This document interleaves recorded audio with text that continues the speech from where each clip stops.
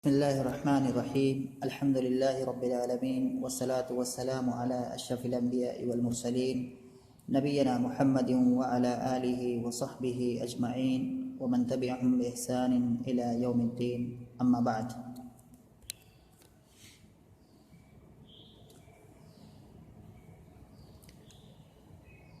ہم لوگ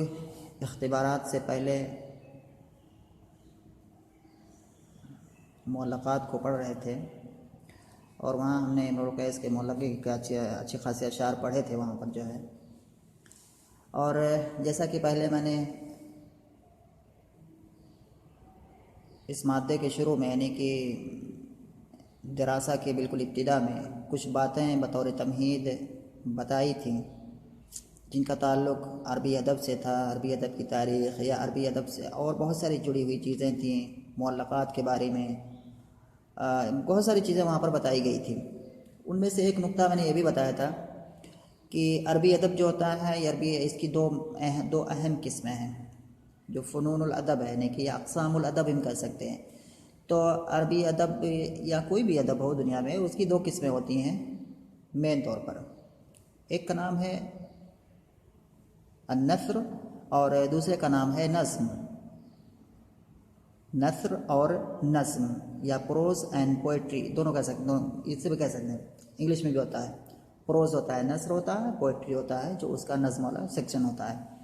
ایسے ہی عربی ادب میں بھی ہے. اور اسی کا اعتبار کرتے ہوئے یہاں جو کتاب جو داخل نصاب ہیں، کتابیں جو یہاں پر داخل نصاب ہیں ان میں دونوں طرح کا اعتبار کیا گیا ہے. چنانچہ نظم میں یا شعر میں جو ہے معلقات کو رکھا گیا ہے اور نثر میں ایک کتاب کا نام رکھا گیا ہے یہاں پر جس کا نام ہے مختارات من ادب العرب. تو یہ دوسری کتاب ہے جو کہ فن نثر سے جس کا تعلق ہے اور اس کے اندر ہم دیکھیں گے کہ اور نظم اور نثر کیا ہوتا ہے دونوں کے درمیان. میں نے فرق بتایا تھا کہ نظم جب آدمی کہتا ہے یا شعر جب آدمی کہتا ہے تو وہاں پر کیا ہے اس کا ایک خاص طریقہ ہے کہنے کا. ہر کوئی نہیں کہہ سکتا ہے شعر کو، اس کے چند معروف قواعد ہیں، اس کے اصول ہیں اور کافی محدود طریقہ ہے، 15-16 مخصوص طریقے ہیں، اسی پر آدمی کو شعر کہنا ہے.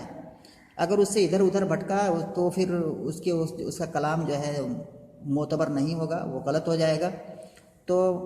وہاں آدمی کے لیے بہت ہی تنگ راستہ ہوتا ہے، بہت ہی زیادہ مجال نہیں ہوتا ہے کہ اپنی بات کو گھما پھرا کے کہہ سکے.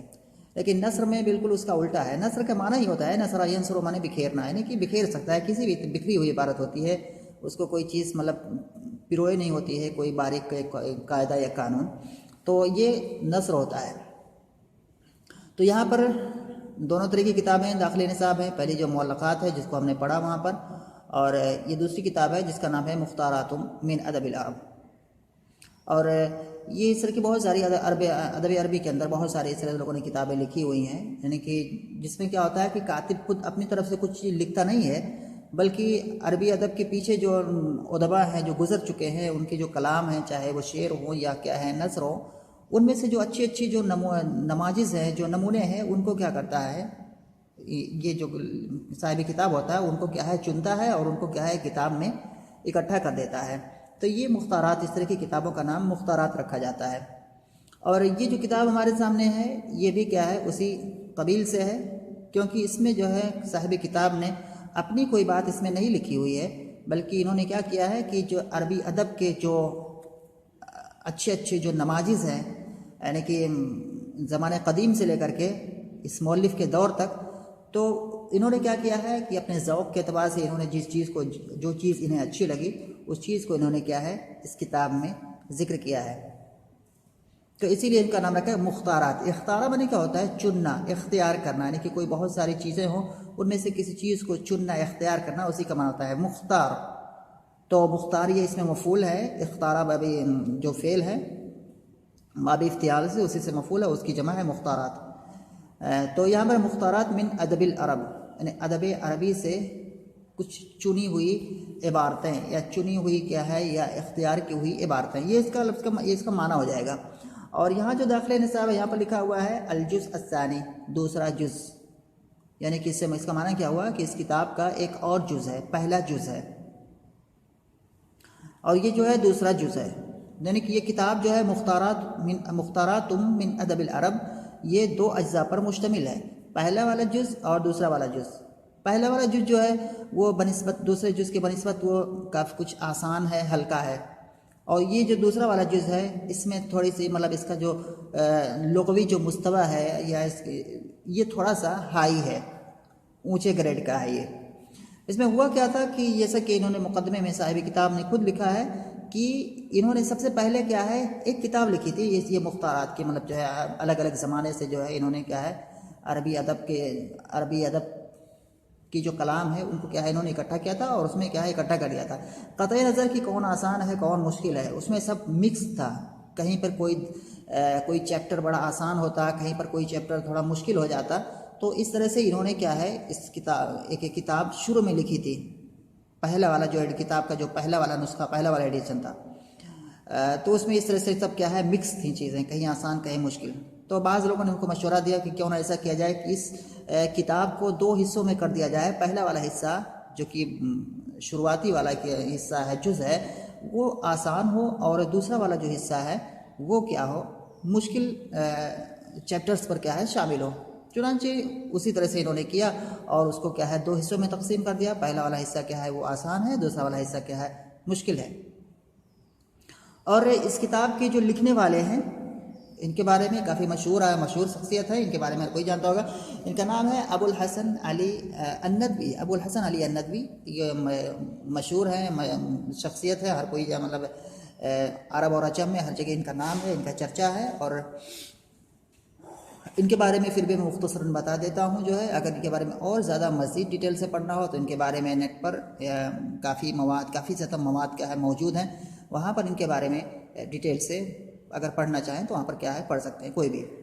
تو ابو الحسن علی الندوی یہ ایک ہندوستانی عالم ہیں، ایک داعی ہے، مطلب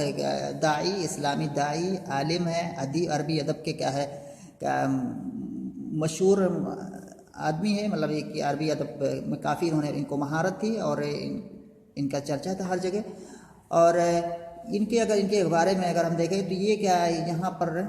رائے بریلی ایک جگہ کا نام ہے، رائے بریلی،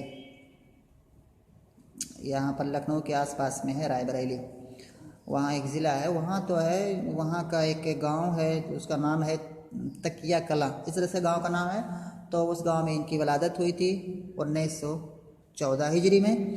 اور وہاں پہ ان کی ولادت ہوئی، اور اس کے بعد پھر ان کا جو گھرانہ تھا وہ گھرانہ کافی پڑھا لکھا گھرانہ تھا، مطلب جو ہے خود ان کے والد جو تھے وہ بھی کافی ایک اچھے عالم تھے، ایک کافی مشہور عالم ہیں جن کا نام ہے عبد الحی، اور ان کی ایک مشہور کتاب ہے جس کا نام ہے الاعلام بما فی الہند من الاعلام، یعنی کہ ہندوستان کے اندر جو مشہور شخصیات گزری ہیں ان کے بارے ان کا ترجمہ انہوں نے کیا ہے، بہت ہی مشہور کتاب ہے۔ اور خود ان کی ماں کیا ہے وہ بھی عالمہ تھی، حافظ قرآن تھی جو ہے، اور پڑھی لکھی تھی، تو اس وجہ سے ان کا گھرانہ کیا ہے پڑھا لکھا تھا، اور ان کی پرورش جو ہوئی وہ بھی کیا ہے کہ اچھے ماحول میں ہوئی، اور یہ بھی خود کافی جو آگے چل کر کے آگے کافی اچھے عالم، بڑے عالم بنے۔ انہوں نے کیا ہے یہ کتاب جو ہے لکھی ہے، یہ کتاب انہوں نے جو لکھی ہے، یا اس سے پہلے ہم بتائیں کہ انہوں نے کافی کتابیں تصنیف کی ہیں، مطلب ان کا کافی شعراء کے جیسے میں نے بتایا کہ کافی داعی اسلامی داعی ہیں، اور ان کا مطلب ان کو کافی زیادہ انہوں نے کتابیں لکھی ہیں، ان کے مطلب کافی پمفلیٹس ہیں، اور کافی انہوں نے الگ الگ جگہوں پر دورے وغیرہ کر کے انہوں نے کافی جو ہے دعوت کا کام کیا ہے۔ ان کی بہت ساری تصنیفات ہیں، ان میں سے ان کی ایک بہت مشہور تصنیف ہے، بہت مشہور کتاب ہے ماذا خسر العالم بانحطاط المسلمین، ماذا خسر العالم بانحطاط المسلمین، جس کا معنی ہے کہ مسلمانوں کی زوال سے عالم کو کیا نقصان پہنچا۔ تو اس کے اندر انہوں نے ایک بات بتانے کی، اس کا جو پس منظر ہے، انہوں نے اس لیے کتاب لکھی ہے کہ مسلمانوں کا جب زوال ہوا تو زوال کے بعد پھر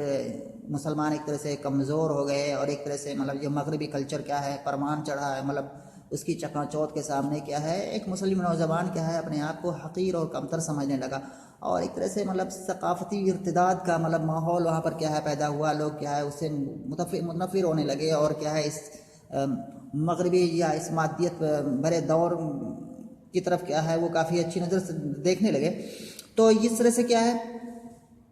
انہوں نے یہ کتاب اس لیے لکھی ہے کیونکہ جو مسلم نوجوان ہیں ان کو یہ یاد دلانے کے لیے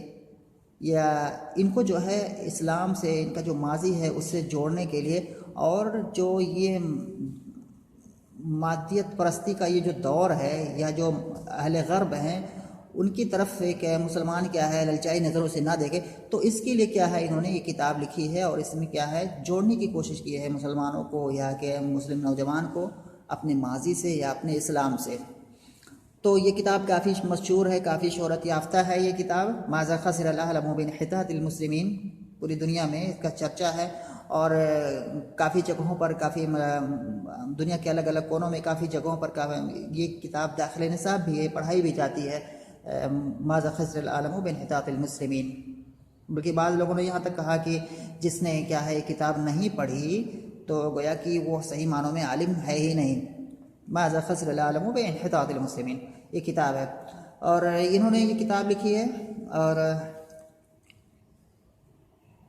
ان کا جو ہے ان کے بارے میں اگر ہم ان کو عقیدہ یا ان کے مسلک کے بارے میں دیکھنا چاہیں تو ویسے ہی ادبی مطلب اس کو ہم پڑھتے ہیں، یہاں پر اس کی زیادہ ضرورت ہے نہیں، لیکن ویسے بھی یہ کیا ہے دیوبندی مسلک کے تھے، اور ان کے یہاں تصوف بھی پایا جاتا تھا، اور اس کے بھی تھے، یہ تبلیغی جماعت سے بھی جڑے تھے، اور ان کے یہاں کافی چیزیں مطلب جو ہے کوتاہیاں بھی اس میں تھیں، اور یہ ایسے ہی نہیں بات کہی جا رہی ہے بلکہ یہ حقیقت ہے۔ اور ان کی جو الگ الگ کتابوں میں، ان کی جو الگ الگ پمفلٹ میں، ان کی جو مختلف اس میں جو ہے یہ چیز پائی جاتی ہے، اور اسی چیز کو ایک عالم ہے سلفی عالم جن کا نام ہے صلاح الدین مقبول احمد، انہوں نے کیا ہے ان کی کتابوں سے جو ہے ان کی جو تصوف والی جو چیزیں ہیں یا جو غلط چیز جو غیر مناسب چیز ہے ان کو انہوں نے کیا ہے اکٹھا کیا ہے، احاطہ کیا ہے، اور اس کو انہوں نے جمع کر دیا ہے ایک کتاب کے اندر جس کا نام ہے ابو الحسن علی الندوی الوجه الآخر من کتاباته یا الوجه الآخر فی کتاباتی، اس طرح سے اس کا نام ہے، یعنی کہ ابو الحسن علی الندوی کی جو کتابیں ہیں ان کے اندر جو ایک دوسرا چہرہ ہے جو چھپا ہوا ہے، جو اہل عرب مطلب اس کو نہیں جانتے، تو اس کو انہوں نے کیا ہے عربی میں لکھ کر کے اس کو کیا ہے بتانے کی کوشش کی ہے۔ یہ کتاب موجود ہے، انٹرنیٹ بھی موجود ہے، اگر کوئی دیکھنا چاہے وہاں پر کیا ہے دیکھ سکتے ہیں۔ تو یہ ان کے بارے میں یہ چیز جو باتیں میں نے ابھی بتائیں یہ بات، اور اب آتے ہیں اس کتاب کی طرف۔ تو یہ کتاب انہوں نے جو لکھی ہوئی ہے، اس کتاب کے اندر انہوں نے جو چیزیں اختیار کی ہیں، تو ان کا مین فکرہ ان کے دماغ میں یہ تھا اس کتاب کو لکھنے کے وقت، کیونکہ جو عربی ادب کی جو مشہور کتابیں ہیں یا جن کو لوگ کیا ہے عربی ادب کی کتابیں مانتے ہیں، چاہے وہ البیان و تبیین ہو جاہز کی ہو، یا مبرد کی الکامل ہو، یا الحیوان ہو جاہز کی، یہ بہت ساری کتابیں ہیں جن کو مطلب کیا ہے لوگ مانتے ہیں کہ یہ عربی ادب کی کتابیں ہیں، لیکن یہ کہتے ہیں کہ نہیں، ایسی بات نہیں ہے کہ عربی ادب صرف ان کتابوں میں نہیں ہے، عربی ادب موجود ہے۔ عربی ادب کا جو ہمارے اسلامی کتابیں ہیں، چاہے وہ تاریخ کی کتابیں ہوں، چاہے سیرت کی کتابیں ہوں، چاہے حدیث ہو، قرآن ہو، اور اس طرح سے جو ہے یا ایسے بہت سے ایسے لوگ جن کو لوگ عربی ادب شمار بھی نہیں کرتے ہیں، ان کے یہاں اس طرح کے کافی اچھے نماذج عربی ادب کے پائے جاتے ہیں۔ تو انہوں نے کیا کیا ہے کہ اس سے پرانے جو ایک سوچ تھی اس سے ہٹ کر کے اس طرز پر انہوں نے کیا ہے اس طرح کی عبارتوں کو انہوں نے کیا ہے یا اس طرح کے چیپٹرز کو انہوں نے چنا ہے، اور یہاں پر اس کتاب کے اندر کیا ہے انہوں نے جمع کر دیا ہے۔ چنانچہ ہم دیکھتے ہیں کہ سب سے پہلے انہوں نے شروعات قرآن سے کی ہے، قرآن کی آیتوں سے کی ہے، اس کے بعد صفات ہیں جو اللہ کے رسول صلی اللہ علیہ وسلم کے بارے میں جو مختلف جو شمائل کی کتابیں ہیں ان سے جو ہے وہاں پر انہوں نے کیا ہے کچھ عبارات کو لیا ہے اور یہاں پر ذکر کیا ہے۔ ایسے ہی جو ہے اور بہت سارے جو خلفاء ہیں ان کے جو کلام ہیں، چاہے حضرت علی رضی اللہ تعالیٰ عنہ کے ہوں، چاہے حضرت عمر رضی اللہ تعالیٰ عنہ کے ہوں، اس طرح سے ان کو یہاں پر اکٹھا کیا۔ تو یہ ساری چیز ہمیں کیا ہے دیکھنے میں ملے گی یہاں پر جو ہے۔ تو یہ بات تو ہوئی تھوڑی سی اس کتاب کے بارے میں، اور ہم اس کو پڑھیں گے، ان میں سے کچھ چیپٹرز کو پڑھیں گے، اور پورا تو ایسے پڑھا نہیں جا سکتا، لیکن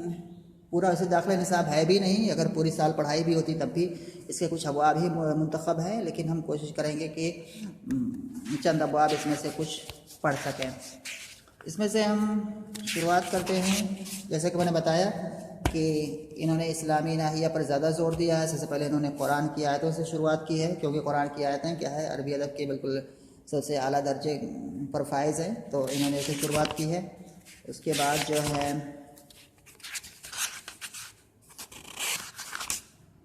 یہاں پر ہم آتے ہیں، اس کو پڑھتے ہیں، سب سے پہلا درس جو یہاں پر ہم لیتے ہیں اس کو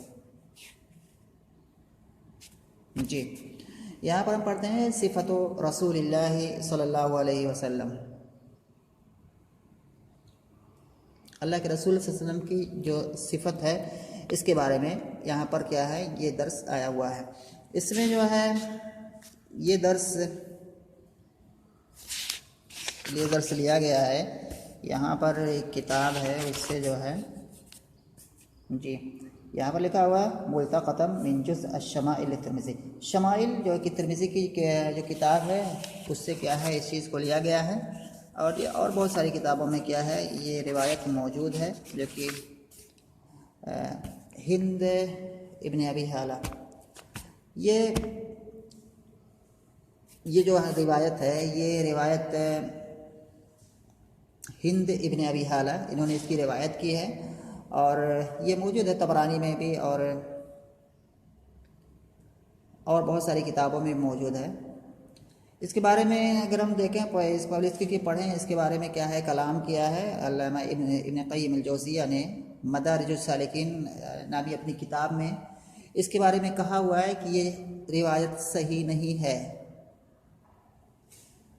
اس کو کہا ہے انہوں نے ضعیف قرار دیا ہے، کہا کہ یہ صحیح نہیں ہے، اور اس کے اسانید میں کیا ہے پائے جاتے ہیں ایسے لوگ جن کو جانا نہیں جاتا ہے، غیر معروف ہے،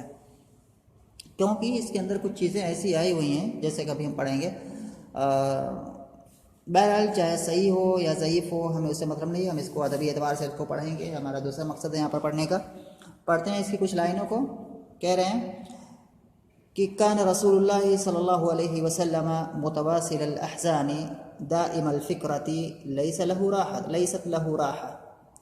طویل السکت لا يتکلم فی غیر حاجۃ یفتتح الکلام ویختمہ باشداقہ ویتکلم بجوامع الکلم۔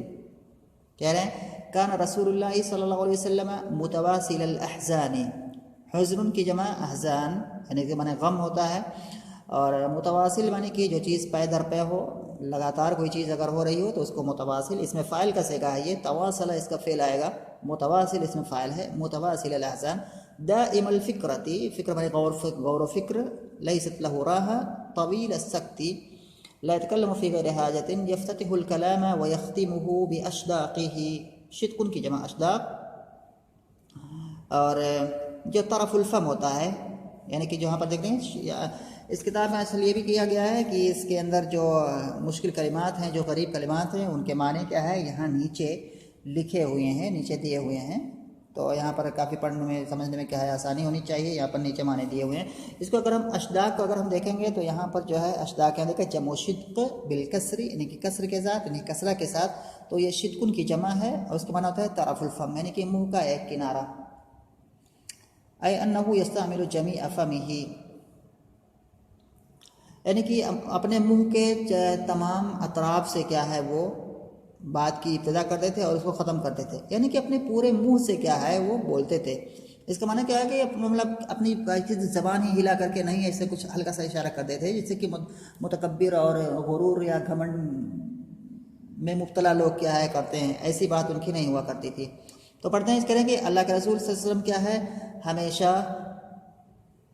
غمگین رہنے والے تھے، اگر لفظ منع کریں گے ہمیشہ اللہ کے رسول صلی اللہ علیہ وسلم متواصل الاحزان ہمیشہ یا برابر غمگین رہنے والے تھے، دائم الفکرۃ ہمیشہ سوچنے والے تھے، لیست لہ راحۃ ان کو کیا ہے کبھی سکون نہیں ملتا تھا۔